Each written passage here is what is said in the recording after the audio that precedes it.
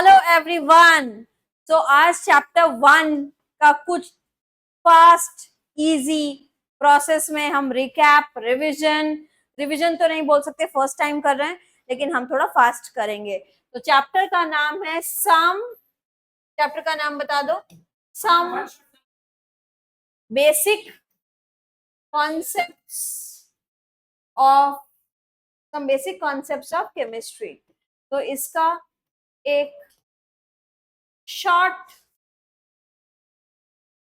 1 shot होगा या 2 shots होगा, ये तो अभी टाइम बताएगा। जितना तुम समझ पाओगे, जितना जल्दी हो पाएगा, उस हिसाब से जितना तुम ग्रैब कर पाओगे।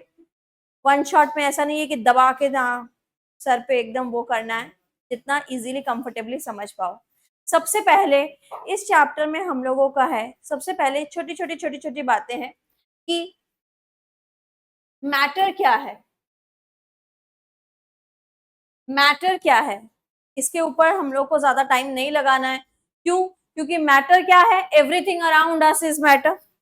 This one, everything around us is matter. यानी मैटर क्या है, which occupies space and have mass, that is matter. ठीक है, but there are some things that are not considered as matter. Example, I am feeling very sad because my PPTs are not opening. I'm very sad. Sad is matter. Feelings are matter. So feelings are not matter. So feelings are not matter. Why?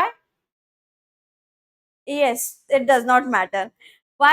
Because my sadness or my happiness does not occupy space and have mass. So okay, you cannot measure it. तो matter जिसका space occupy कर रहा है या मास है, वो matter है। अब मैटर दो टाइप का हम क्लासिफाई करेंगे मॉडर्न फिलोसोफर के हिसाब से। एक फिजिकल क्लासिफिकेशन है, एक केमिकल क्लासिफिकेशन है। फिजिकल क्लासिफिकेशन के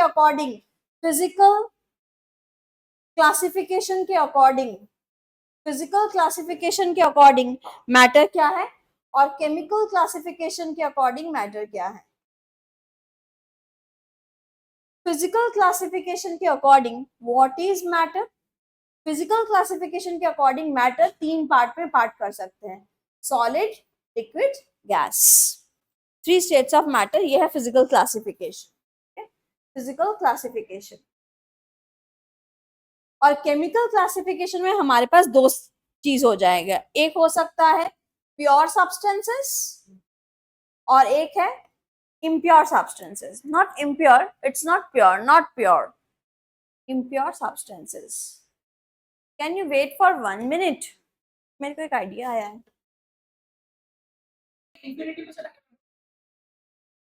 ओके, तो हम लोग देखो, सबसे पहले हम लोग यहाँ पे पहला है चैप्टर का नेम, उसके बाद मैटर को हम लोग क्लास से क्लासिफाई कर रहे हैं।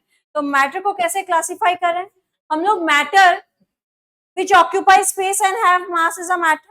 Now matter has 2 classification, one is physical classification, another is chemical classification. तो यहाँ पे physical classification में क्या क्या है? solid, liquids and gases. chemical classification के अंडर किस में आ रहा है?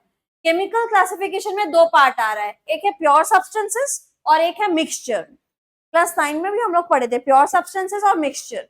प्योर सब्सटेंस के अंदर सिर्फ 2 ही बेटा चीज आता है, एक होता है एलिमेंट और एक compounds. They are pure, elements are pure. What are elements? Hydrogen, helium, lithium, beryllium, boron, carbon, nitrogen, oxygen, these all are elements made up of one kind of atom. ठीक है, तो they are elements and compounds are pure. Why? Because compound कैसे बनता है? 2 element के fix ratio को जोड़ने से। जैसे पानी का कंपाउंड है, पानी का H2O, हाइड्रोजन और ऑक्सीजन कैसे जुड़ता है? फिक्स रेशियो 1:8 बाय मास करके जुड़ता है। तो प्योर सब्सटेंसेस में कौन आता है? Elements are pure, compounds are pure. Now mixture 2 type के होते हैं, होमोजेनियस हो सकते हैं या हेट्रोजेनियस। होमोजेनियस कौन से है? जो यूनिफॉर्मली मिक्स्ड है, लाइक नमक और पानी अच्छे से घुल जाता है। लेकिन chalk and water they are not homogeneous, they are heterogeneous, जो यूनिफॉर्मली मिक्स नहीं हुआ। नाउ कंपाउंड्स 2 टाइप के हो सकते हैं, इनऑर्गेनिक कंपाउंड हो सकते हैं लाइक कैल्शियम कार्बोनेट, और ऑर्गेनिक कंपाउंड हो सकते हैं जैसे हमने जो स्ट्रक्चर्स बना रहे हैं, methane, ethane, propane, butane, they are organic compounds. Clear? अब केमिकल क्लासिफिकेशन में होमोजेनियस, हेट्रोजेनियस, इसको भूल जाओ, ये पूरा चीज तुम लोग का क्लासिफिकेशन है। तो कोई अगर माथे में एकदम ठंडे दिमाग है, मैटर क्या है, सब कुछ आसपास मैटर है। मैटर दो भाग में भाग हो सकता है, एक फिजिकल क्लासिफिकेशन और एक केमिकल। फिजिकली क्या हो सकता है, वो सॉलिड है कि लिक्विड है कि गैस है। केमिकली क्या हो सकता है, या तो वो प्योर है या तो वो मिक्सचर है। प्योर अगर है तो वो दो ही चीज हो सकता है प्योर में, एलिमेंट या कंपाउंड। और अगर मिक्सचर है तो दो पार्ट क्या हो सकता है, होमोजेनियस मिक्सचर या हेट्रोजेनियस मिक्सचर। बस, इससे कभी क्वेश्चन नहीं आएगा, लेकिन ये हम लोग को अपनी इंफॉर्मेशन नॉलेज में रखनी पड़ेगी। ये लिखने का जरूरत नहीं है, मैं दे दूंगी तब आराम से लिखना। आज आमिर को मैं मना कर रही हूँ लिखने के लिए, तब वो लिखेगा। अच्छा, now next, properties of matter and their measurements. अब मेजर कैसे करते हैं, फिजिकल क्वांटिटीज में क्या क्या मेजर करेंगे। तो there are some basic unit, 7 basic units थे, 5 6 7 बेसिक यूनिट से ही सारे यूनिट्स बने हैं। तो what are that 7 basic units. तो the international system SI units of some base units, length is the base unit, length L से denote करते हैं, SI यूनिट मीटर होता है, सिंबल M होता है। मास M से डिनोट करते हैं, KG, KG kilogram, KG.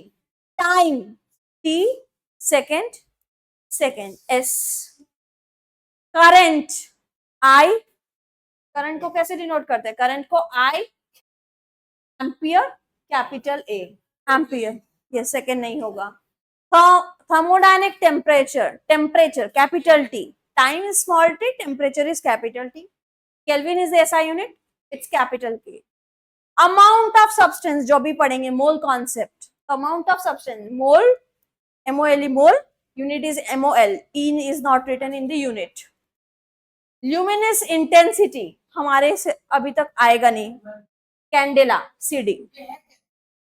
Intensity light वगैरह ये सब का ऑप्टिक्स में, तो हम लोगों का तो ये 7 बेसिक यूनिट्स है। आगे सुनो, सब्सिडियरी यूनिट्स जो हम लोग को क्या क्या काम में रहेगा। इतना सारा यूनिट्स तो हम लोग को नहीं चाहिए, मैं दो जो मार्क कर दे रही हूँ वो याद रखना। डेसी मीटर से डेसी मीटर में कन्वर्ट करना आना पड़ेगा। तुम लोग को किलो, डेका, हेक्टा आता है, kilo, hecta, deca, metre, deci, centi, millimetre. तो kilo, hecta, deca, metre, metre is the SI unit.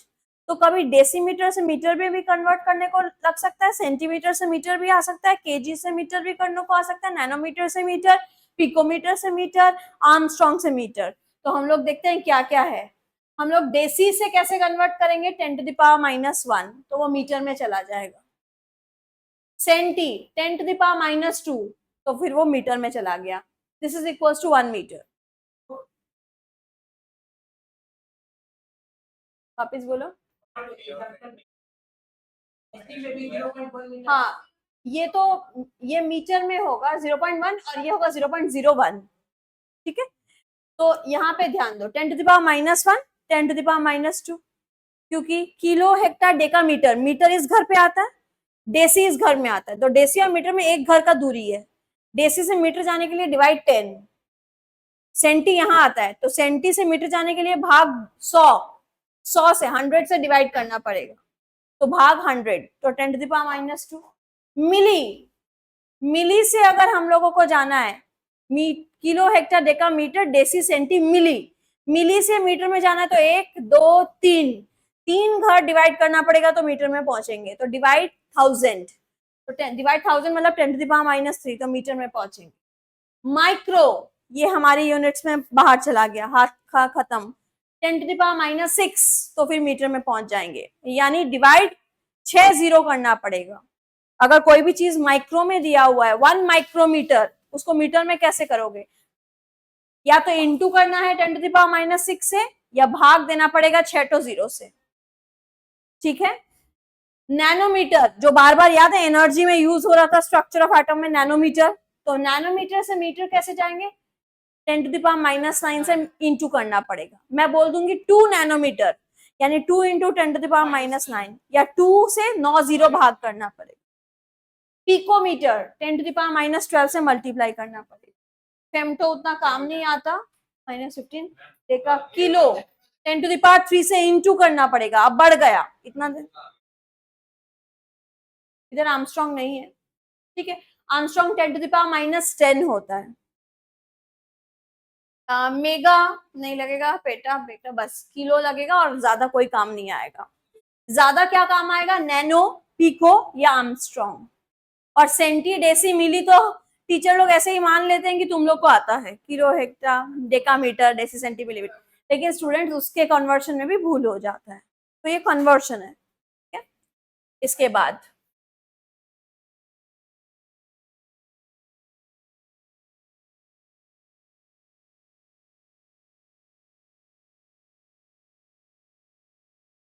Okay, इसके बाद देखो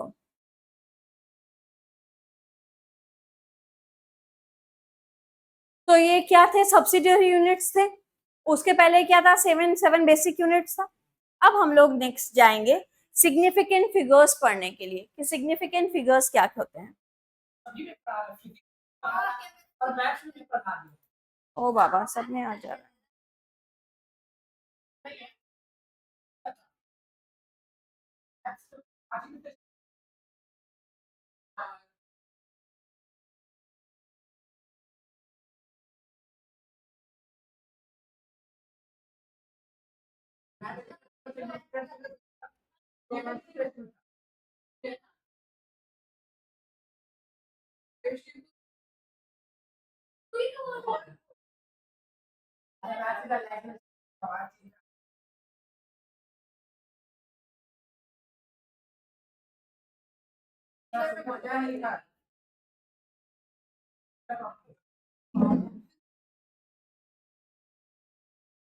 नाउ सिग्निफिकेंट फिगर्स, तो तुम लोग को क्या सिग्निफिकेंट फिगर्स पढ़ा हुआ है, पढ़ा हुआ है सिग्निफिकेंट फिगर्स? तो मेरा फास्ट हो जाएगा सिग्निफिकेंट फिगर्स। देखो सिग्निफिकेंट फिगर्स क्या होते हैं, कुछ मीनिंगफुल डिजिट्स होते हैं जिनको हम कंसीडर करते हैं मीनिंगफुल डिजिट्स। जैसे मीनिंगफुल डिजिट्स में हम लोग का रूल्स है, 5 रूल्स है, उसको देख के हम लोग को सिग्निफिकेंट फिगर्स बताने हैं। तो रूल नंबर 1,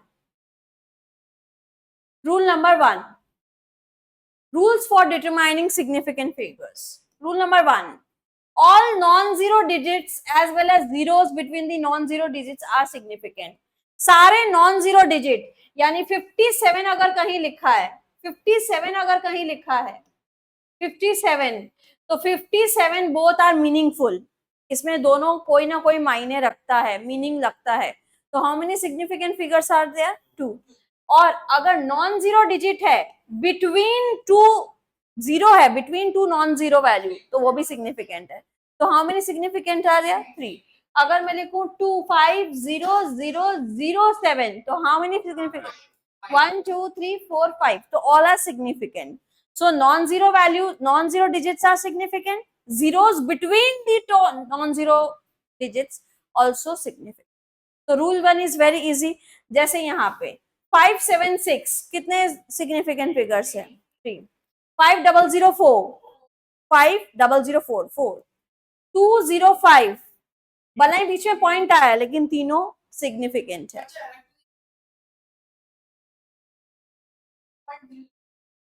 रुक जाए, एक मिनट, आगे जाएंगे हम लोग। पॉइंट के बाद जीरो, पॉइंट के पहले डिजो, यहाँ 0.48, यहाँ पे 48 आर सिग्निफिकेंट। तो देखें अभी जीरोस का क्या होगा, पॉइंट के पहले 0, पॉइंट के बाद 0। तो रूल 2, डायरेक्ट रूल 2 कहाँ पे, ये zeros to the left of first non-zero digits in the number are not significant.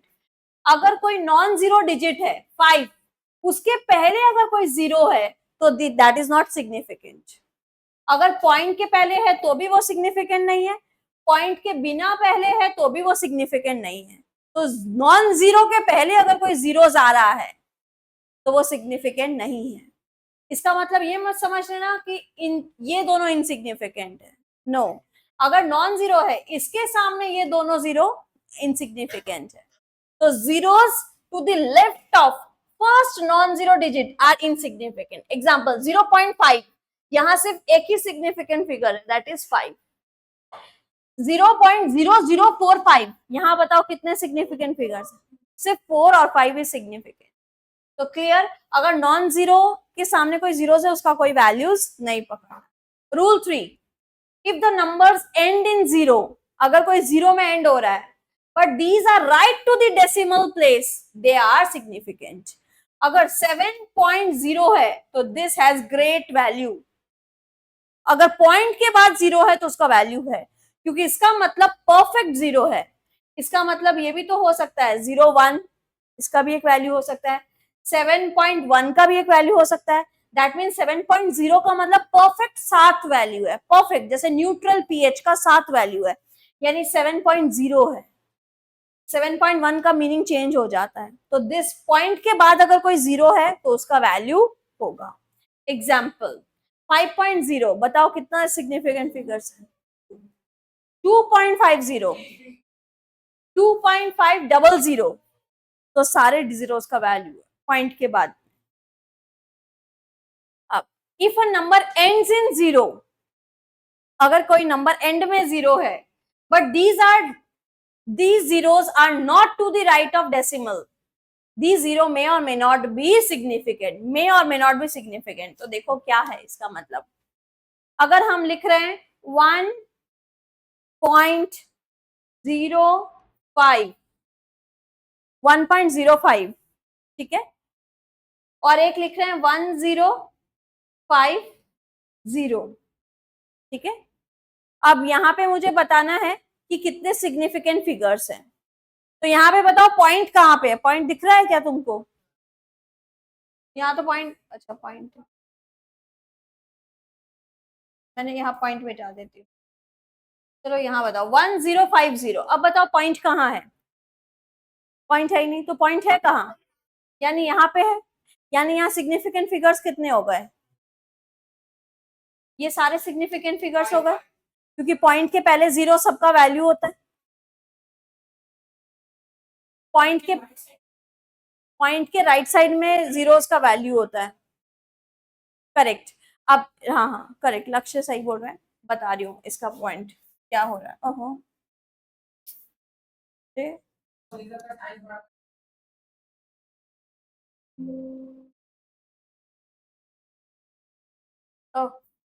हो गया बहुत। इरेजर, बस इरेजर साइज,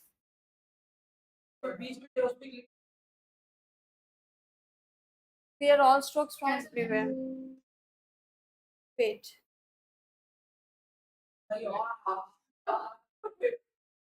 अच्छा अब इधर आ जाओ। अगर अगर यहाँ पे कितने सिग्निफिकेंट फिगर्स हैं? 3। अगर 1.050 है तो यहाँ सिग्निफिकेंट फिगर्स कितने हैं? 3।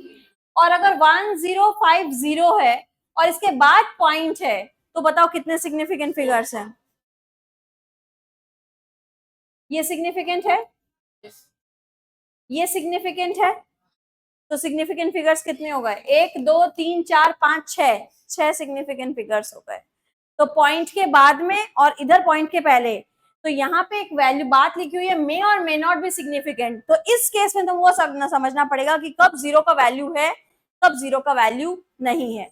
जैसे 10 टू द पावर का जीरोस का कोई वैल्यू नहीं है, ये सीखे हो 10 टू द पावर जीरोस का, जैसे 10 टू द पावर 4 है तो उन जीरोस का कोई वैल्यू नहीं है। जैसे यहाँ 3 ही जो है सिग्निफिकेंट फिगर्स है, यहाँ सिग्निफिकेंट फिगर्स बताओ 1050, ऑल आर सिग्निफिकेंट। तो जीरोस अगर पावर में है तो उसका सिग्निफिकेंस कुछ नहीं है, दे आर नॉट मीनिंगफुल। तुम लोग को अब एक्सरसाइज, एक एनसीईआरटी एक्सरसाइज नहीं, वहां पे 3 ही पकड़ना पड़ेगा क्योंकि वहां पॉइंट नहीं बताया, ठीक है। और एक तो बात है कि सिर्फ अगर कोई एग्जैक्ट वैल्यू है तो उसमें infinity number of significant point की डाल के हम कितना भी जीरो डाल सकते हैं। जैसे हम बोले 2, तो 2 में हम क्या कर सकते हैं? 2.0000000 कुछ भी लगा सकते हैं, तो infinite number of significant figures हो सकते हैं, ठीक है। तो एग्जैक्ट वैल्यू में ये हो सकता है। तो तुम लोगों को एक ये मिलेगा जिसमें सिग्निफिकेंट फिगर्स निकालने देगा, क्या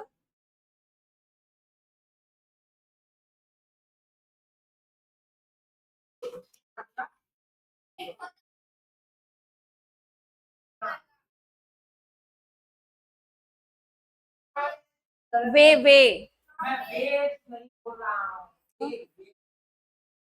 वेज, पैसा, वेजेस। तो पता नहीं।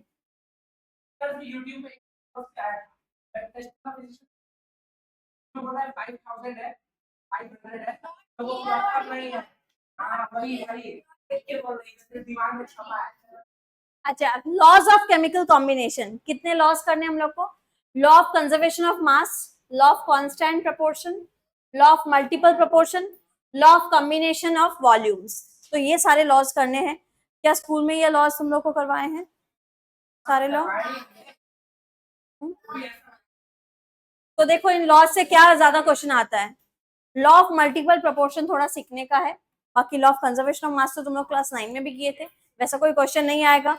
Law of conservation of mass क्या स्टेट कर रहा है कि mass cannot be created nor be destroyed in a reaction. Total mass of the reactant is equals to total mass of the product. अगर मैं A और B मिला के A plus B arrow C plus D, अगर ये दोनों को मिला के मान लो 5 ग्राम है, तो अगर ये दोनों मिला के 5 ग्राम है तो इन दोनों को मिला के भी 5 ग्राम ही आंसर होगा। थोड़ा पॉइंट इधर उधर हो सकता है वो एरर के कारण, ठीक है, बट ओवरऑल पूरा 5 ग्राम ही बनेगा। हो सकता है ये 1 ग्राम ये 4 ग्राम, हो सकता है ये 2 ग्राम ये 3 ग्राम, हो सकता है ये 2.5 ये 2.5, हो सकता है ये 2.2 ये बाकी 5 से कितना बचा 3.7 3.8, बट दोनों को मिला के कितना आएगा 5 ग्राम ही आएगा। तो that means mass can neither be created nor be destroyed in a reaction, in a chemical reaction. Now law of constant composition, law of constant composition क्या स्टेट कर रहा है? ये लॉ स्टेट कर रहा है कि ये लॉ बहुत इजी है, लॉ ऑफ कांस्टेंट कंपोजिशन में भी 9 में सीखे थे, प्राउस्ट बोल के एक साइंटिस्ट है वो बताए थे कि एक compound is made up of fixed element. कभी देखे हो वाटर का फॉर्मूला H2O छोड़ के कुछ और हो गया? नो तो एक कंपाउंड है तो उसका फॉर्मूला फिक्स है क्योंकि उसके भीतर एलिमेंट्स फिक्स है और एलिमेंट्स का रेशियो भी फिक्स है कि किस रेशियो से वो एक दूसरे के साथ कंबाइन होता है।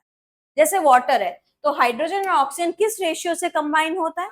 They combine in 1:8 by mass. Mass wise ये अगर 1 ग्राम है तो ये 8 ग्राम रिएक्ट करता है, तो अगर ये 2 ग्राम होगा तो ये कितना ग्राम होगा 16 ग्राम, अगर ये 3 ग्राम हो जाएगा तो ये कितना 24 ग्राम हो जाएगा। तो ये 1:8 रेशियो फिक्स रहेगा। अगर बताओ ऑक्सीजन का 40 ग्राम लिए तो हाइड्रोजन कितना ग्राम होगा? अगर ये 40 ग्राम हो गया 40 हो गया तो H कितना सा 40 होता है 5, so that means we have taken hydrogen 5 gram, we have to take because the ratio is fixed. So this is law of constant proportion या law of constant composition, ठीक है, constant proportion या constant composition। अब सबसे tough students को law of multiple proportion लगता है। Law of multiple proportion क्या आप लोग को आता है? Law of multiple proportion, law of multiple proportion को समझने के लिए एक बार ठंडा दिमाग करना पड़ेगा, ध्यान से सुनो। लॉ ऑफ मल्टीपल प्रोपोर्शन बोल रहा है अगर कोई भी 2 एलिमेंट मिलके 2 से अधिक कंपाउंड्स अगर बनाता है, जैसे एग्जांपल C और O मिलके कितने कंपाउंड बना सकते हैं? CO बना सकते हैं कार्बन मोनोऑक्साइड, CO2 बना सकते हैं, CO3 बना सकते हैं कार्बोनेट। सो अगर 2 एलिमेंट मिलके एक से ज्यादा कंपाउंड अगर बनाए, एग्जाम्पल, और नाइट्रोजन और ऑक्सीजन मिलके कितने कंपाउंड बनाते हैं?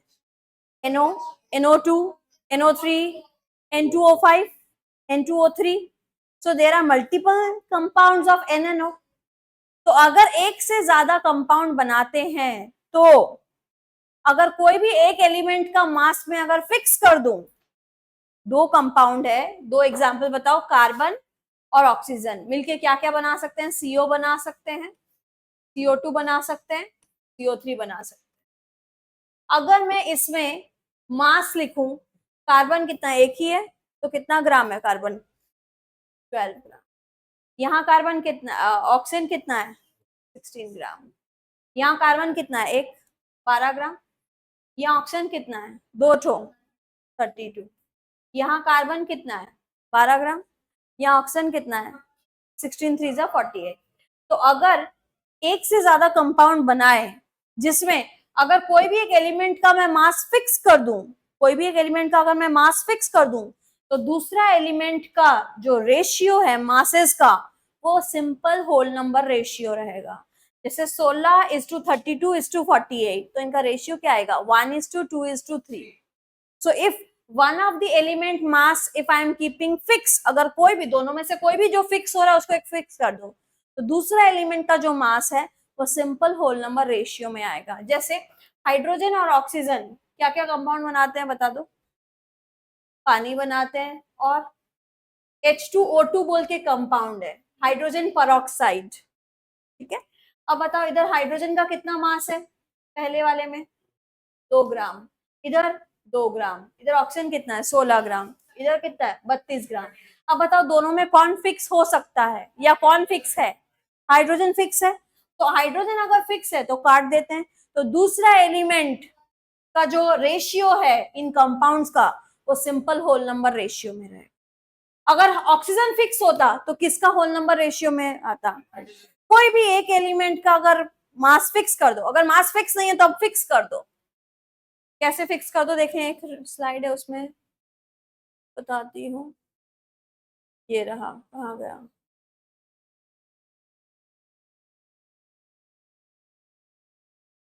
यहाँ देखो N2O, NO, N2O3, N2O4, N2O5, ये किनके कंपाउंड्स हैं, नाइट्रोजन और ऑक्सीजन। N2O में नाइट्रोजन कितना ग्राम है 28 ग्राम, इसमें नाइट्रोजन कितना ग्राम है 14 ग्राम, इसमें कितना ग्राम है, इसमें 28, इसमें 28, इसमें ऑक्सीजन 16, 16, 48, 64, 80। अब यहाँ तो कोई भी फिक्स नहीं है तो मैं किसी को फिक्स करूंगी, चाहे ऊपर वाला चाहे नीचे वाला। तो फिक्स ऊपर वाला अगर मैं करूँ 14 को फिक्स कर दूं तो डिवाइड बाई 2 करना पड़ेगा, तो इसको डिवाइड बाई 2 करूंगी तो इसको भी डिवाइड बाई 2 करना पड़ेगा। तो 28/2 कितना होता है 14, तो नीचे वाला कितना होगा 8, ऊपर वाला 14 है तो नीचे वाला 16, ऊपर वाला डिवाइड बाई 2 14, तो ये भी डिवाइड बाई 2 कितना आएगा 48/2 24। अगर इसको डिवाइड 2 करेंगे तो इसका 64/2 कितना होता है 32, इसको 14 करेंगे तो ये डिवाइड बाई 2 करके कितना आएगा 40। तो ऊपर वाला मैंने 14 फिक्स कर दिया, तो नीचे वाला क्या होगा देखो, ऑक्सीजन का रेशियो क्या आया 8, 16, 24, 32, 40। तो रेशियो क्या 8 1 8, 8 2 16, 8 3 24, 8 4 8 5 40। तो 1:2:3:4:5 रेशियो है, यानी रेशियो बहुत सिंपल रेशियो रहेगा। हो सकता है कि 4:7 ही रहे, 5:6 रहे, 5:8 रहे, लेकिन ऐसा कभी नहीं रहेगा 24:59। बहुत गड़बड़ रेशियो नहीं रहेगा, सिंपल रहेगा रेशियो, ठीक है। तो नाइट्रोजन के एग्जाम्पल के लिए तुम लोग को ये सीरीज फॉलो करना पड़ेगा कि लाफिंग गैस पहले आएगा N2O, फिर NO, फिर N2O3, लाफिंग गैस, फिर NO, फिर N2O3, फिर N2O4 और लास्ट में N2O5। इसमें N2 करोगे, कर सकते हो, हाँ। अगर उसको 28 करोगे, इसको क्या करना पड़ेगा 32, तो भी हो जाता। तो ये क्या होता है 16, 32, 48, 64, 80, वो भी इजी था, ठीक है। तो वो करती तो तुम लोग को और ये एक बार में डिफिकल्टी वाला समझ में आया कि मतलब अगर ऐसा रहे कि सबको चेंज करना पड़े तो ऊपर वाले के संग नीचे वाला भी चेंज होता है, ये नहीं कि सिर्फ एक को फिक्स कर दिया नीचे ऑक्सीजन नहीं बदला। अगर एक ही कंपाउंड है, नाइट्रोजन का मास चेंज कर रहे हो तो संग संग ऑक्सीजन भी चेंज हो जाएगा, क्योंकि वो लोग दोनों एलिमेंट तो फिक्स रेशियो में कंबाइन करते हैं। तुम इधर इसको 28 ग्राम से अगर 14 ग्राम कर रहे हो तो ऑक्सीजन तब 16 ग्राम नहीं रिएक्ट करेगा, तब ऑक्सीजन का कितना ग्राम होगा 8 ग्राम बन जाएगा। तुम अगर वो 2 कप चाय बना रहे थे, तुम 2 कप दूध डाल रहे थे एग्जाम्पल, अब तुम अगर और 2 कप दूध में 2 चम्मच चीनी डाल रहे थे, अब अचानक से तुम एक ही कप का चाय बना रहे हो, तुम you are making only 1 cup of tea, you are adding only 1 cup of milk, तो क्या चीनी उतना ही ऐड करोगे 2 कप जितना, चीनी भी तो संग संग कम करोगे। तो अगर नाइट्रोजन कम हो रहा है तो ऑक्सीजन भी तुम्हारा रेशियो में कम होगा। So this is according to law of multiple proportion. So what does law of multiple proportion states? It states that when two elements combine to form, जब दो एलिमेंट कंबाइन करते हैं to form two or more compounds, तो तब क्या होता है? The masses of one of the element which combine with fixed mass of the other, the masses of one of the element, जो mass of the element which combine with fixed mass of the other bear a simple whole number ratio. ठीक है, एक simple whole number ratio, simple ratio to one another bear करता है. तो masses of the element, यानी इस case में nitrogen oxygen में कौन मासेस ऑफ द एलिमेंट है? यहाँ पे oxygen which combine with fix mass of the other. Fix कौन था? नाइट्रोजन.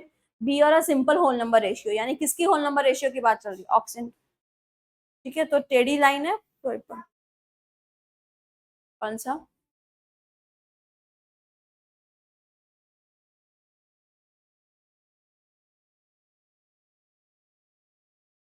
हाँ भेज दूंगी.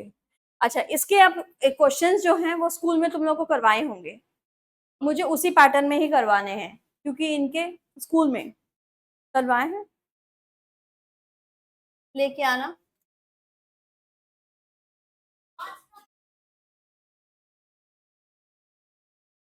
ये जैसे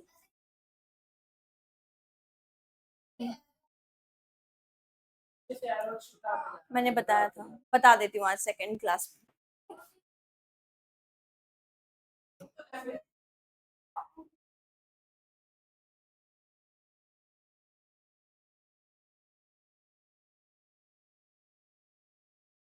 अच्छा,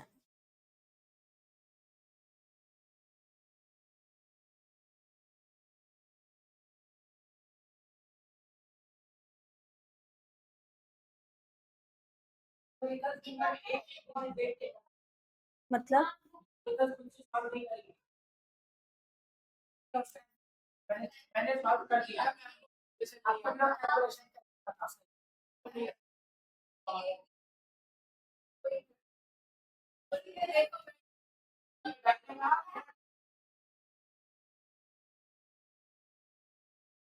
तो फिर तो तुम लोगों को करना ही पड़ेगा.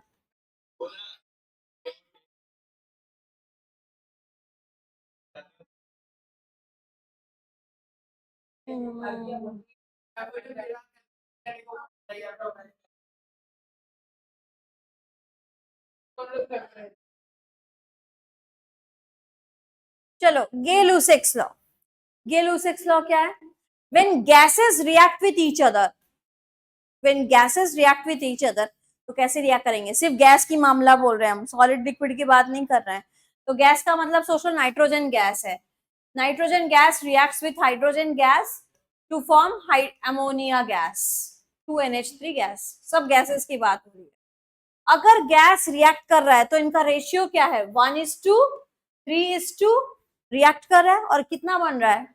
2. मतलब इनका कोफिशिएंट का रेशियो बताओ. 1:3:2. तो ये जो रेशियो है इनको हम वॉल्यूम में कंसीडर कर सकते हैं अगर गैस हो रहा है. यानी एक वॉल्यूम इसका कंबाइंस विद 3 वॉल्यूम इसका टू फॉर्म 2 वॉल्यूम इसका. अब बोलेंगे एक वॉल्यूम क्या है मैम? ये तो कभी नाम नहीं सुने. एक वॉल्यूम क्या नाम? 1 वॉल्यूम मतलब तुम अगर इसका 2 लीटर ले रहे हो तो इसका 3 गुना ले लो. 2 लीटर का 3 गुना कितना होता है? 6 लीटर लेना पड़ेगा. और ये जो बनेगा वो 2 वॉल्यूम बनेगा. यानी अगर ये कितना लीटर लियो? 2 लीटर लियो तो इसका 2 गुना बनेगा, यानी ये 4 लीटर बनेगा. तो ये वॉल्यूम मतलब ये उस रेशियो में वॉल्यूम को कंसीडर करना पड़ेगा. लीटर. अगर गैसेस है we will consider in volume. If gases react they do so in volume. ठीक है, सिंपल लैंग्वेज में if gases react they do so in volume. So when gases react, they always do so in volume, which bear a simple whole number ratio to the volume of the products. Simple ratio में react करता है volume का भी, साथ में volume of the products भी. If these are gases, provided all measurements of volume are done under similar condition of temperature and pressure. अब यहाँ पे temperature pressure constant है, temperature pressure remaining constant. तब क्या है? इनका वॉल्यूम फिक्स रेशियो में कंबाइन करेगा जिस तरह से दिया हुआ है. This is Gay-Lussac's law. अब एवोगाड्रो लॉ. एवोगाड्रो लॉ बोल रहा है कि एवोगाड्रो लॉ, अगर हाइड्रोजन, मान लो हाइड्रोजन और chlorine H2 plus Cl2 arrow 2HCl। अगर इनका ये भी गैस है ये भी गैस है, तो गिलुसिक्स लॉ क्या बोल रहा है, when gases react they do so in volume. तो इसका कितना वॉल्यूम, इसके कितने वॉल्यूम से रिएक्ट कर रहा है, 1 volume of hydrogen react with 1 volume of chlorine. अगर वॉल्यूम इक्वल इक्वल है, if equal amount equal capacity of volume are there of two gases, that means they contain equal number of moles, they contain equal number of molecules. यानी इसका अगर n molecules है, इसके भीतर भी n molecules ही होंगे। अगर दोनों का लीटर एक है, वॉल्यूम इक्वल है, तो दोनों का मॉलिक्यूल्स इक्वल होगा। यानी अगर इसका वॉल्यूम इक्वल है, इसके भीतर अगर मैं n एटम्स है तो इसके भीतर भी n एटम्स है, इसके भीतर n मॉलिक्यूल्स है तो इसके भीतर भी n नंबर ऑफ मॉलिक्यूल्स है, इसके भीतर p नंबर अगर वॉल्यूम मॉलिक्यूल्स है तो इसमें भी कितने मॉलिक्यूल्स होंगे, p मॉलिक्यूल्स होंगे। लेकिन ये तो 2 वॉल्यूम है तो इसका डबल मॉलिक्यूल्स इसमें होगा।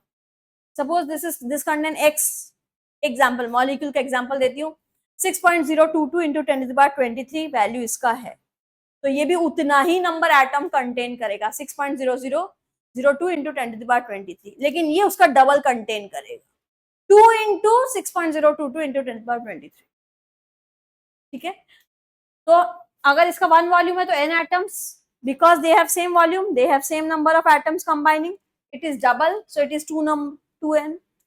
अगर इसको आधा कर देंगे तो ये भी आधा हो जाएगा, ये 1 हो जाएगा, इसका भी आधा हो जाएगा। ठीक है, तो this is Avogadro law.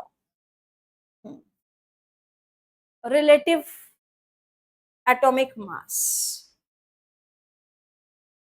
Relative atomic mass, actual atomic mass, average atomic mass, और एक यही सारे कुछ एटॉमिक मासेस के नाम तुम लोग को मिलेंगे। तो सिंपल सिंपल चीजें मैं बता रही हूँ। क्या कितने भाई, देखो एटॉमिक मास क्या है। एटॉमिक मास पहले कैसे कैलकुलेट किए हम लोग, कभी भी बोल सकते हैं जो चीज मूव कर रही है उसका कभी भी एग्जैक्ट चीज नहीं निकाल सकते। अर्थ अगर मूव करा तो कभी भी अर्थ का या किसी भी प्लेनेट का एग्जैक्ट पोजीशन नहीं निकलता है, हम लोग रिलेटिव पोजीशन निकालते हैं। रिलेटिव वर्ड एक आ जाता है, रिलेटिव। जैसे आज मैं बोलूं कि मुझे 69 मिला, ठीक है, लेकिन अगर मैं किसी से कंपेयर कर रही हूँ हाईएस्ट वाले से, हाईएस्ट वाले को मान लो 92 मिला है, तो मैं बोलूंगी रिलेटिवली उसके उसके कंपेयर में मैं रिलेट कर रही हूँ उसके साथ 92 के कंपेयर में। तो रिलेटिवली मतलब किसी को देखते हुए, किसी के हिसाब से। एक जन कोई फिक्स है, वो है कैप्टन मान लो, वो है मेन, उसके संग हम किसी को कंपेयर कर रहे हैं, उसको हम लोग बोलते हैं रिलेटिवली, उसके संग कांस्टेंट, उसको फिक्स कर देंगे। तो क्लास 9 में आप लोगों ने एटॉमिक मास के लिए पढ़ा था कि हम एटॉमिक मास के लिए किस जमाने की एटॉमिक मास हो रही है, आज के 100 साल पुरानी बात हो रही है, 200 साल, तब कितना छोटा छोटा लोगों का क्या क्या मास कैसे निकालेंगे। तो क्या हुआ था, तो बोला था चलो कैप्टन किसको पकड़े, किसी भी एक एटॉम को हम लोग मेन पकड़ लेते हैं, उसके हिसाब से सबको माप लेंगे कि हम कितना भारी है कितना हल्का है। तो हम एक जन को पहले कैप्टन चूज किया, हाइड्रोजन को, बट देखिए हाइड्रोजन कैप्टन बनने लायक नहीं है, क्योंकि उसमें बहुत सारा क्वालिटी नहीं आ रहा है। क्या क्वालिटी नहीं आ रहा है हाइड्रोजन में, हाइड्रोजन से जब बाकी सब मास निकाल रहे हैं तो देखिए आधा पॉइंट में आ जा रहा है, बोले इतना पॉइंट में एटॉमिक मास नहीं चलेगा। आज हम लोग कितना अच्छा पढ़ते हैं, 23, 2, 4, 8 वैल्यूज अच्छा है, पॉइंट में होते तो हम लोग का कैलकुलेशन और डिफिकल्ट हो जाता। तो हाइड्रोजन को हटाओ नहीं होगा, फिर लिए कैप्टन बनाए ऑक्सीजन को, फिर कैप्टन बनते बनते उन लोग को समझ में आया बेस्ट कैप्टन कौन है, तो बेस्ट कैप्टन है कार्बन। और कार्बन में भी बहुत सारे कार्बन होते हैं, कार्बन 12, कार्बन 13, कार्बन 14। तो हम कैप्टन चूज किए कार्बन 12 को, कार्बन 12 मतलब कार्बन एटॉमिक मास 12, तो कैप्टन कौन है, कार्बन 12। अब वो तो कैप्टन एक जगह ले लिए। अब कार्बन अगर मैं क्लास 11 इसमें याद है क्लास 9 में तुम लोग का एक ऐसा पिज्जा टाइप का बना हुआ था, एक या फिर एक वाटरमेलन बना हुआ था, उसका 12 ठो पार्ट कटा हुआ था बुक में। तो अब इसमें इस वाटरमेलन या इस पिज्जा स्लाइस में मैं अगर इसका 12 भाग कर दूं, 4, अब कितना भाग हुआ कैलकुलेट करना, तो 1 2 3 4 5 6, अब कितना हुआ 9 हो गया, अब कितना हुआ, अब 12 हो गया, 3 4 5 6 7 8 9 10, क्या ना। अब सुनो, अगर ये टोटल 12 यूनिट्स का है, अगर ये 12 यूनिट टोटल है कार्बन का, ठीक है, अगर ये टोटल कितना है 12 है, तो बताओ एक भाग का वैल्यू कितना होगा। अगर मैं बोलूंगी कि मेरी चॉकलेट में 12 क्यूब्स है, मैं सबको इक्वल 12 जन को दे देती हूँ, तो बताओ एक को कितना मिला, 1/12 पार्ट। तो एक का वैल्यू कितना होगा, 1/12, 1/12, 1/12 of what, of the actual amount, 1/12 of the mass of carbon 12 atom. तो what is 1 AMU, what is 1 AMU, एक AMU मतलब एक एटॉमिक मास यूनिट, एक एटॉमिक मास यूनिट क्या होता है, 1 एटॉमिक मास यूनिट किसके बराबर होता है, 1/12 of the mass of mass of 1 atom of carbon 12। तो 1 AMU की वैल्यू क्या है, 1/12 किसका, मास ऑफ 1 एटम ऑफ कार्बन 12, है कि नहीं। अब मास ऑफ 1 एटम ऑफ कार्बन 12 निकालना पड़ेगा, कितना होता है, तो हम लोग देखेंगे 1 AMU, इसको मैं कैलकुलेट तुमको अलग से करके बताती हूँ कि mass of 1 atom of carbon 12 क्या होता है। It is equal to, it is equal to 12 by Avogadro number, मतलब इसका भी एक कैलकुलेशन है, कितना ना ना, तो 1/12 इंटू 12 बाई एवोगेड्रो नंबर, यानी 1 AMU equals to 1 by Avogadro number. Avogadro number का एक वैल्यू होता है 6.022 इंटू 10⁻23, और 1 बाई एवोगेड्रो नंबर का वैल्यू होता है 1/6.6 इंटू 10⁻⁻24 ग्राम्स।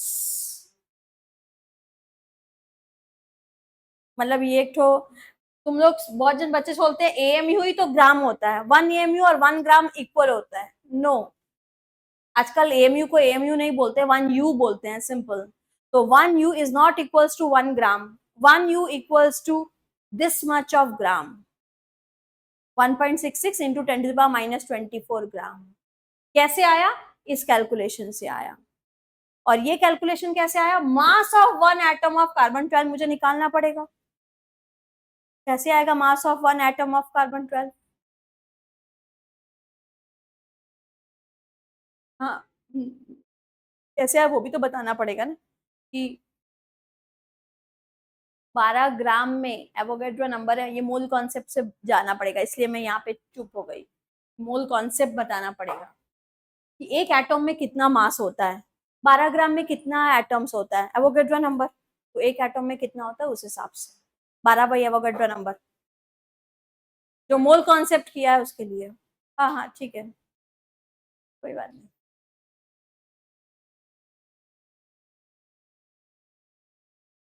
कार्बन का, अच्छा क्या एटॉमिक मास, क्या देखो बहुत टाइप का एटॉमिक मास है। अब ये देखो एक चीज बता देती हूँ, कार्बन का हम लोग एक्चुअल एटम, बाबू इधर देखो, कार्बन का हम लोग एक्चुअल, एक्चुअल का क्या स्पेलिंग है, एक्चुअल एटॉमिक मास निकाल सकते हैं, AAM, एक्चुअल एटॉमिक मास निकाल सकते हैं। कार्बन का हम लोग रिलेटिव एटॉमिक मास निकाल सकते हैं, RAM, और कार्बन का हम लोग मोलर एटॉमिक मास निकाल सकते हैं, MAM, और कार्बन का हम लोग एवरेज एटॉमिक मास निकाल सकते हैं। अब तुम कौन सा पूछ रही हो वो देख लो एक बार, मैं शॉर्टकट ट्रिक बता देती हूँ सबका निकालने का, सब एक बार में सुन लो। अगर आम निकालना है एक्चुअल एटॉमिक मास, अगर एक्चुअल एटॉमिक मास निकालना है तो बाबू ये ग्राम में निकलता है। दिस इज वैल्यू इन ग्राम। कैसे आएगा ग्राम में? मान लो वो कार्बन का बोली निकालने के लिए, तो इधर देखो बेटा, कार्बन का मास नंबर कितना है? तो actual atomic mass is 12 multiplied by जो भी वैल्यू आया 1.66 इंटू 10⁻⁻24 ग्राम। ये आया एक्चुअल। बुक, बहुत सारी बुक में 1.67 है, ठीक है। अच्छा, relative RAM, RAM has no unit, रीनम, RAM has no unit, relative atomic mass has no unit, क्योंकि रिलेटिवली माप रहे हो ना, तो ग्राम और ग्राम तो कट गया। अगर मैं किसी का स्कोर्स माप रही हूँ मेरे कंपेयर में, तो 89 square score divide by 69 score cut गया, तो इट इज यूनिटलेस। और इट राम इक्वल्स टू इसका mass number, this is 12 with no unit, you, no unit 12, relative atomic mass is 12। Molar atomic mass, it is measured in gram per mole का value, पर मोल, कि पर मोल में उसका क्या मास आ रहा है, एक मोल की एक संख्या होती है। तो रिलेटिव एटॉमिक मास, ये जो वैल्यू है वही वैल्यू, बट ग्राम लिखना पड़ेगा, मोलर एटॉमिक मास। और last average atomic mass, average atomic mass के लिए तुमको बोलना पड़ेगा किसका एवरेज निकाल रहे हो। मान लो 12 gram carbon, 13 gram carbon, 14 gram carbon, 3 ठो कार्बन है तुम्हारे पास, धरती पे 3 कार्बन है, 12 ग्राम लिविंग में मिलता है, 14 कार्बन वाला डेड बॉडीज में होते हैं, डेड, ऑल डेड ऑर्गेनिजम्स में, चाहे वो ट्री हो, इट कंटेन 14 कार्बन 14। मान लो जितना कार्बन 14 बढ़ता है उतना वो पुराना है, इसलिए फॉसिल्स का एज रेडियो डेटिंग से ही मिलता है। मान लो एक का, इस कार्बन 14 का बहुत पुराना वैल्यू है, इसका मतलब वो बहुत पुराना है फॉसिल, वो बहुत पुराना डेड है। कार्बन 13 भी है, नहीं लिविंग डेड नहीं है, ये है। मान लो ये धरती पे 80% है, ये मान लो 6% है, और ये मान लो 14 पॉइंट समथिंग परसेंट है, 14%। तो हम एवरेज कैसे निकालेंगे बाबू? एवरेज देखो कैसे निकालोगे, तो एवरेज एटॉमिक मास कैसे निकलता है, इसका परसेंटेज मल्टीप्लाइड बाय इसका मास नंबर प्लस, तो पहला वाला का बताओ, 80% multiplied by 12 plus 6% multiplied by 13 plus last वाला का वैल्यू बताओ, 14% multiplied by 14 whole divided by 100 into 12, मतलब परसेंट एबंडेंस जितना परसेंट है मल्टीप्लाइड बाय उसका मास नंबर, प्लस दूसरे का percent abundance into mass number, plus तीसरा है तो तीसरा परसेंट एबंडेंस उसका मास नंबर, जितने लोग हैं, जितने आइसोटोप्स है, सबका परसेंट के साथ इनका मास नंबर मल्टीप्लाई होगा, परसेंट फिक्स होता है, ये दे देगा कितना परसेंट। क्लास 9 में भी आप लोगों ने किया था, क्लोरीन 35, क्लोरीन 37, क्लोरीन 35 75% था, क्लोरीन 37 25% था, और मास नंबर उसी के अराउंड आएगा क्या, और आंसर उसी के अराउंड आएगा जो सबसे ज्यादा परसेंटेज है। तो बताओ जितने भी मास नंबर है उसमें एक्चुअल कैसे होगा, actual atomic mass 12 into this value, इस वैल्यू को, ये वैल्यू 1 AMU के बराबर है, वैल्यू है हाँ 1 U का। अच्छा, राम कैसे निकलता है, जो उसका मास नंबर है वही, बट यूनिट नहीं है, और मोलर एटॉमिक मास वही उसका मास नंबर, लेकिन ग्राम में होता है, ग्राम पर मोल, और एवरेज तो अभी सिखाया परसेंटेज इनटू दिस, कौन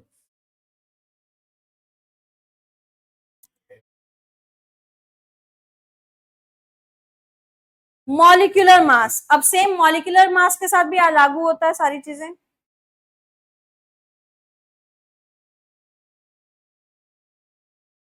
मॉलिक्यूलर मास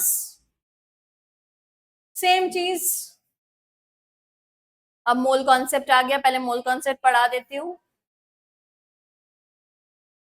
मोल कॉन्सेप्ट तक पढ़ाऊंगी। मोल कॉन्सेप्ट ये है, यहां आता है मेन कॉन्सेप्ट, यही लास्ट टॉपिक है, मोल कॉन्सेप्ट काफी दूर सीख लिए हो, ठीक है। मोल कॉन्सेप्ट वेरी इंपॉर्टेंट, क्योंकि अब नेक्स्ट जो पढ़ाऊंगी वहां से क्वेश्चंस आते हैं अब स्कूल में। मोल कॉन्सेप्ट से क्वेश्चन आएंगे, स्टोइशियोमेट्री से क्वेश्चन आएगा, इंपेरिकल मॉलिक्यूलर फॉर्मूला से क्वेश्चन आएगा, और मोलालिटी से क्वेश्चन आएगा। कोई तो स्टोइशियोमेट्रिक के अंडर आ गया, स्टोइशियोमेट्रिक कैलकुलेशंस में तो लिमिटिंग रिएजेंट है।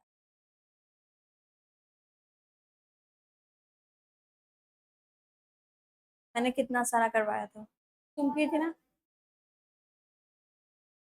मैं ये सब एक्चुअली प्रैक्टिस से ही दूर भागता है डर। मैंने बहुत सारे प्रैक्टिस करवाए थे, कॉपी में देखना, वीडियोस में भी है।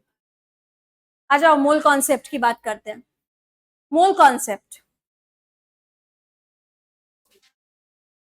मोल का 3 डेफिनेशन है, मास के लिए, नंबर के लिए, वॉल्यूम के रेस्पेक्ट में। Mole in terms of mass, mole in terms of number, mole in terms of volume. Mole क्या है? मैं अगर बोलूं आमिर 10, अभी थोड़ा पूजा आ रहा है सामने, सावन वगैरह लग रहा है, हम लोग घर पे पूजा करवाएंगे, सबको हम लोग को फल वगैरह डिस्ट्रीब्यूट करना है। एक काम कर, कम से कम नहीं तो 10 डजन एप्पल ले आओ। अब बताओ 10 डजन एप्पल, कितना एप्पल आएगा? 120। तुम तुरंत से किसको इंटू किए? 12 के संग। यानी ये तुम लोग बचपन से पढ़ रहे हो इसलिए इजी लग रहा है। अरे 1 डजन में 12 होता है, 10 डजन मंगाए 120। अगर मैं, तो तुम लोग बड़ी चीजों को छोटी करने के लिए हम लोग यूनिट्स पढ़ते हैं, डजन। हाँ, तो हम लोग बड़ी बड़ी चीजों को छोटी करने के लिए हम लोग यूज करें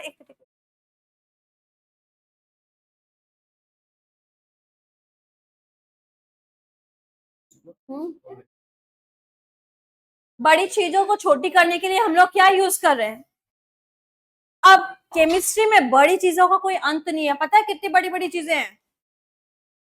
इस चेयर को अगर तोड़ दूं, कितने पार्टिकल्स हो गए कि बस काउंटलेस पार्टिकल्स हैं। तो इतने सारे काउंटिंग हम कैसे करेंगे? सारे डिजिट्स में करेंगे तो बहुत बेहोश हो जाएंगे। तो हम बड़ी वैल्यू को छोटी करने के लिए हम इंट्रोड्यूस किए हैं मोल। तो पता है 1 मोल की वैल्यू कितनी होती है? कितना नंबर? 1 मोल के अंडर 6.022 इंटू 10 का पावर 23 नंबर्स होते हैं 1 मोल में। जैसे 1 डजन का वैल्यू, वैसे 1 मोल का वैल्यू। तो मैं अगर बोलूं मेरे घर में नहीं, अब तो पूरा घर नहीं, पूरा पाड़ा में पूजा करना पड़ेगा। पूरा पाड़ा में हम लोग बड़ा सा पूजा करेंगे, सबको डिस्ट्रीब्यूट करेंगे फल। 1 मोल एप्पल ले आना, यानी कितने एप्पल लेके आएंगे? 022 इंटू 10⁻23, यानी पीछे 23 जीरो है। मतलब कितने लोगों को हम लोग फल बांट सकते हैं अगर एक एक जन को एक एक?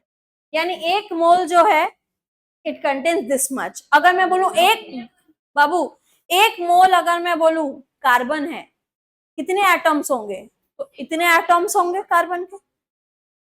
1 मोल ऑक्सीजन मॉलिक्यूल है, तो उस ऑक्सीजन मॉलिक्यूल में कितने संख्या होंगी? उस मॉलिक्यूल में कितने एटम्स होंगे? कितने? तो दिस मच इन 1 मोल। अगर 2 मोल बोलूं तो इंटू 2, 3 मोल बोलूं, ठीक है। अब मास में आ जाओ कि 1 मोल में कितनी मास होती है, मास के अकॉर्डिंग, ग्राम के अकॉर्डिंग। तो 1 मोल में जो भी सब्सटेंस है उसका, अगर एटम है तो उसका एटॉमिक मास, मॉलिक्यूल है तो मॉलिक्यूलर मास, फॉर्मूला है तो फॉर्मूला मास, पेन है तो पेन का मास, चुन्नी है तो चुन्नी का मास, बुक है तो बुक का मास। यानी 1 मोल अगर मैं कार्बन ले लूं तो कार्बन एटम का क्या मास है? 12, तो दैट इज इक्वल्स टू 12 ग्राम। अगर 1 मोल ऑक्सीजन मॉलिक्यूल ले लूं तो बताओ O2 में कितना ग्राम होता है? 32 ग्राम। अगर मैं 1 मोल CO2 ले लूं तो CO2 में कितना? 12 और 32 40। यानी इसका 1 मोल CO2 में कितना ग्राम है, 44 ग्राम। यानी जो भी चीज लिखा हुआ है उसका मास कैलकुलेट करना है, दिस प्लस दिस। तो this in terms of mass, this in terms of number. तो 1 मोल में कितना वैल्यू होता है, दिस मच वैल्यू। 1 मोल में कितना ग्राम होता है, उसका एटॉमिक मास, एटम है तो मॉलिक्यूलर मास मॉलिक्यूलर है, ठीक है। अब वॉल्यूम 1 मोल, लेकिन ये वॉल्यूम वाला केस सिर्फ गैस में ही अप्लाई होता है और किसी में नहीं होता, सॉलिड्स में नहीं होता है। अगर मैं बोलूं 1 मोल ऑक्सीजन गैस है, मेरे पास पता है 1 मोल ऑक्सीजन गैस है, तो पता है कितना वॉल्यूम है, 22.4 लीटर मेरे पास वॉल्यूम है, litre at standard temperature pressure. Standard temperature is 0 degree, standard pressure is 1 atm pressure. अगर मैं बोलूं 1 मोल CO2 गैस है, 1 मोल CO2 गैस है मेरे पास, तो बताओ गैस है 1 मोल में कितना लीटर होगा, सेम। अगर 1 मोल है तो उसमें कितना वॉल्यूम ऑक्यूपाई करता है, 22.4 লিটার। সব কটা যে কোনো যেরকম 1 মোলে এত ভ্যালু ফিক্স আছে, সেরকম 1 মোলে এই লিটার ফিক্স আছে। 1 ডজনের ভ্যালू ফিক্স হয় না, চেঞ্জ होते থাকে 12, चाहे वो मैं जूते के लिए बोलूं, चाहे वो फूल के लिए बोलूं, चाहे वो पेन के लिए बोलूं, डजन का वैल्यू फिक्स है। वैसे 1 मोल में इतना ही लीटर होगा, 22.4 लीटर फिक्स है। अगर मैं 2 मोल बोलूं तो वॉल्यूम कितना हो जाएगा, इंटू 2। अगर 3 लीटर 3 मोल बोल दूं तो वैल्यू चेंज हो जाएगा। तो 1 मोल का वैल्यू इन तीनों के साथ रिलेट कर सकते हैं। तो मैं क्या, अब एक बार सीन देखो, इधर देखो सीन। 1 मोल ऑक्सीजन गैस में कितना ग्राम है, 32 ग्राम। 1 मोल ऑक्सीजन मॉलिक्यूल में कितना एटॉम्स है, इतना। 1 मोल ऑक्सीजन गैस में कितना लीटर है, ये भी 1 मोल, ये भी 1 मोल बोल रहा है। तो मैं क्या बोल सकती हूँ, 32 ग्राम ऑक्सीजन में 22.4 लीटर है, बोल सकती हूँ, क्योंकि ये भी 1 मोल के बराबर है, ये भी 1 मोल के बराबर है। यानी 32 ग्राम में 22.4 लीटर है, और 22.4 लीटर में इतनी संख्या है, और इतनी संख्या में 32 ग्राम है। यानी इन तीनों को मैं रिलेट कर सकती हूँ अगर एक ही चीज के बारे में बात हो रही है तो। Because this is also 1 mole, this is also 1 mole, this is also 1 mole. जैसे x equals to y and y is equals to z, तो मैं बोल सकती हूँ x इक्वल्स टू z। अगर मैं 1 mole of something is equals to 32 बोलूं, और 1 mole of something is equals to 22.4 litre बोलूं, तो ये भी 1 मोल का डेफिनेशन है, ये भी 1 मोल का। तो मैं बोल सकती हूँ 32 gram oxygen molecule contain this much litre. I have to relate this. तो इन सबके रिलेशन में ही अब मैं इजी एक फॉर्मूला सिखाती हूँ जिससे कोई सम नहीं अटकेगा। Number of moles is equals to, एक फॉर्मूला सिखाई थी, याद है ना, ये है रामबाण formula, very important. W by M is equals to N by Na is equals to V by 22.4 litre. ये फॉर्मूला की थी तो रिनम, ये फॉर्मूला एक बहुत इंपॉर्टेंट ट्रिक है। बड़ा बड़ा टफ सम इस फॉर्मूले से ट्रीट हो जाता है। बहुत जन ये फॉर्मूला नहीं जानते तो आधा केस खाए हुए रहते हैं, कैसे होगा। वेट बता रही हूँ अब। N is number of moles, W is given mass, given mass जो दिया हुआ मास है ग्राम्स में। M is molar mass, molar mass किसमें कैलकुलेट करते हैं, ग्राम्स में ही, ग्राम per mole. Na is Avogadro number, Avogadro number is fixed 6.022 into 10 to the power 23। N is number of particles, number कितना नंबर है,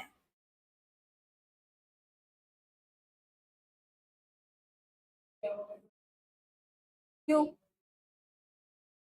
सब कुछ तो एक मोल सभी तो रिलेट ही कर रहे हैं, इसीलिए है ना यार।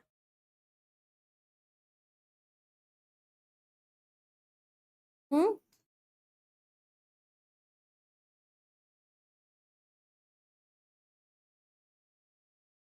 की वॉल्यूम। तो अगर मैं बोलूं 12 ग्राम ऑक्सीजन, 12 ग्राम ऑक्सीजन में कितना वॉल्यूम ऑक्यूपाई कर रहा है, तो एक मिनट, तो मैं देखूंगी वॉल्यूम पूछा है तो मुझे ये फॉर्मूला चाहिए। 12 ग्राम दिया हुआ है, यानी कहां पे ग्राम यूज करा, डब्ल्यू, तो I will use this formula and this formula in relation. तो मैं इसके लिए सम बनाऊंगी, W by M is equals to V by 22.4 बोलूंगी। अब W यानी गिवन मास कितना दिया हुआ है, 12। मोलर मास, ऑक्सीजन का मोलर मास कितना है, 16 plus 16 32 is equals to volume पूछा है और 22.4, क्रॉस मल्टीप्लाई करूंगी वॉल्यूम आ जाएगा। अगर मैं बोलूं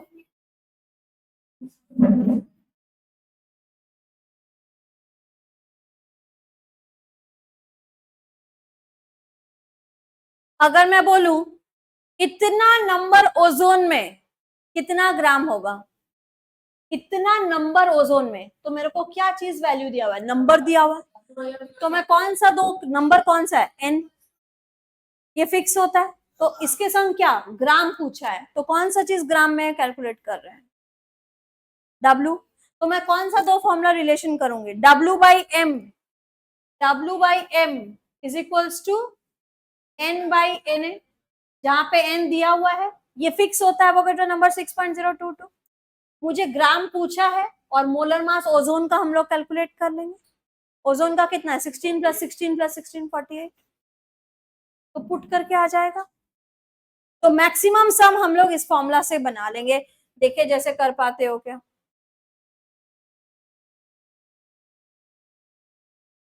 हाँ, पहला सम, कैलकुलेट नंबर ऑफ एटम्स, क्या दिया है, नंबर कैलकुलेट करने दिया है। नंबर मतलब कौन सा अल्फाबेट कैलकुलेट करने दिया, नंबर, कैपिटल एन पूछा है। इन 53 ग्राम, ग्राम दिया हुआ है, यानी क्या अल्फाबेट दिया हुआ है, डब्ल्यू दिया हुआ है। और Na2CO3 का क्या मिल जाएगा, कैपिटल एम मिल जाएगा। तो हम कौन सा फॉर्मूला लगाएंगे, W by M is equals to N by N A. अब W कितना है 53, मोलर मास Na2CO3 का कैलकुलेट करना पड़ेगा। दो सोडियम ब्रैकेट में कर देती हूँ, सोडियम 23 होता है, कार्बन 12 होता है, ऑक्सीजन 48 होता है। 23 प्लस 12 प्लस 48, ना 23 इंटू 2, दो सोडियम है ना, प्लस 12 प्लस कार्बन 3 है, 16 इंटू 48, ये W बाई एम हो गया। अब N by N A, N तो पूछा है और Na का वैल्यू क्या होता है 6.022 इंटू 10 टू द पावर 23। अब ये कर लेंगे, N आ जाएगा।